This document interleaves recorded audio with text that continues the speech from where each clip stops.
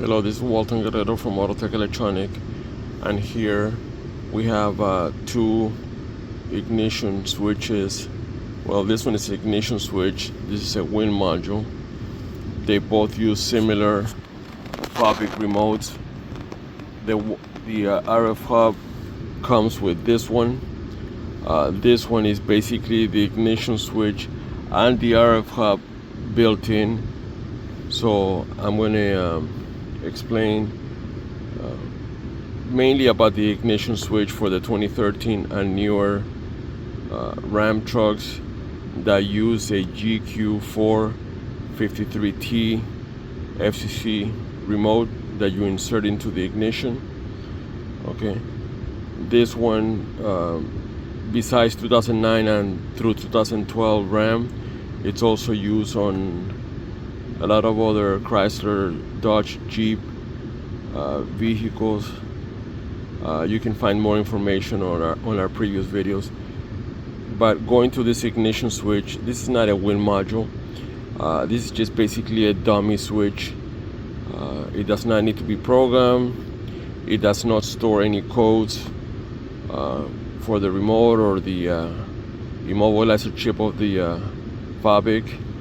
Even though the fobiks look the same, this one is an FCC IYZ, which is the latest FCC number for the fobik remotes. But this one again, GQ453T. This one, when it fails, it's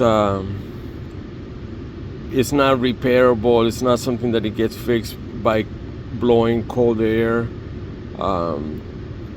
You can text me and I can follow you to test to see if it's going to be the ignition switch or possibly the fob or the RF hub that is causing the problem. But the main problem is you come to the truck, it's able to lock and unlock. You open the door, you insert the key into here, and you don't see any information center coming up, or you're not able to lower the windows, the vehicle doesn't crank.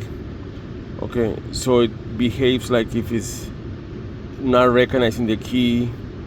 You know, people say that it's dead, but it's just basically not recognizing the key when you insert it. Now, when those are the symptoms, the cause being the ignition switch is less than 3% of the time. 95-96% of the time is going to be the radio frequency hub, and that's located in the back of the truck, and that's what it, the radio frequency hub is what stores the information, the immobilizer ID, the frequency code that is going to be transmitted and received by the radio frequency hub. So this is just a dummy antenna that transmits the information of the immobilizer back to the radio frequency. Now it does have a 6-pin connector, and there's only 4 wires, red, black, and 2 other colors. Make sure that you have constant 12 volts on the red, ground on the black. Again, we have a video showing how to test the power for both the ignition switch and the radio frequency hub. They share the power. Is same fuse, I believe, if I recall, is fuse 53. There's no need to program this. If it happens to be bad, you just replace it from another truck that looks exactly the same way, Ram, of course, and you can get it from the junkyard, you can get it from the dealership. Just plug it right in. Don't believe this lie that you have to program it.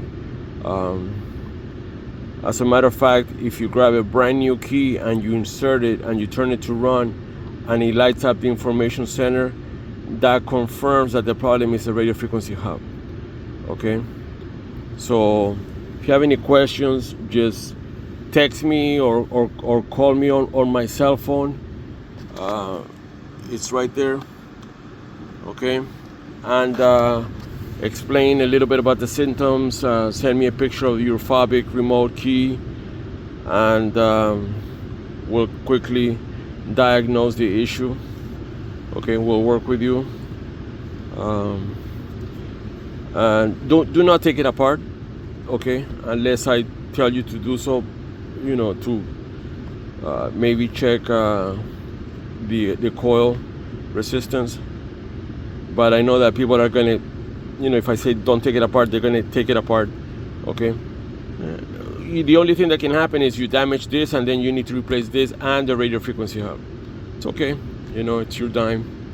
But again, don't jump the gun, and don't believe everything that you hear or see on the internet. I mean, it's incredible, the videos that I see with the suggestions that they give. You know, what can you do? Thanks for watching. Contact us so we can help you. Have a great day.